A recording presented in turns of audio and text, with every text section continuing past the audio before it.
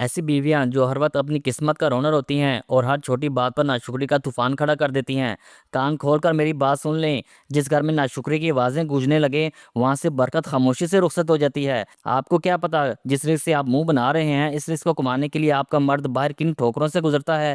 کیا آپ جانتے ہو جب وہ تپتی دھوپ میں پسینہ بہاتا ہے، جب اسے اپنے سے کمزور لوگوں کی جھڑکیاں سننی پڑتی ہیں، جب وہ اپنی عزت نفس کو ایک طرف رکھ کر صرف اس لیے جیتا ہے کہ آپ پہ چھت قائم رہے اور آپ کے دسترخوان پر روٹی ہو، تو آپ اس کی قدر کیوں نہیں کرتے؟ کیا آپ کو پتا ہے کہ باہر کی دنیا کتنی ظالم ہے؟ وہاں ٹریفک کا شور، کام کا بوجھ، لوگوں کی بدتمیزیاں اور اپنی خواہشات کا گلا گھونٹنا پڑتا ہے۔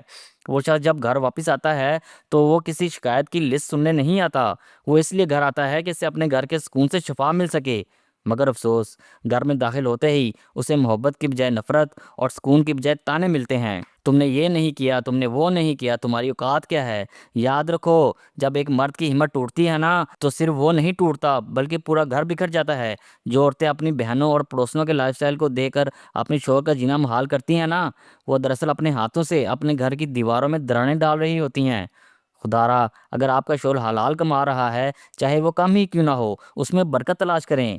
اسے گھر میں وہ عزت دیں جو اسے باہر نہیں ملتی۔ اسے لگے کہ دنیا چاہے جتنے بھی ظالم ہو، میرے گھر کا دروازہ میرے لیے سکون کا راستہ ہے۔ یاد رکھیں، اگر آپ آج حاصل شدہ نعمت کی قدر نہیں کریں گی تو قدرت وہ بھی چھین لے گی جو آپ کے پاس موجود ہے۔ اپنے گھر کو جہنم نہ بنائیں، اسے وہ جنت بنائیں جہاں سے برکت کبھی باہر نہ نکلے۔ چلیں، میں آپ سے ہی پوچھتا ہوں کہ آپ سمجھتے ہیں کہ ایک مرد کی کامیابی کے پیچھے اس کے گھر کا سکون ہوتا ہے؟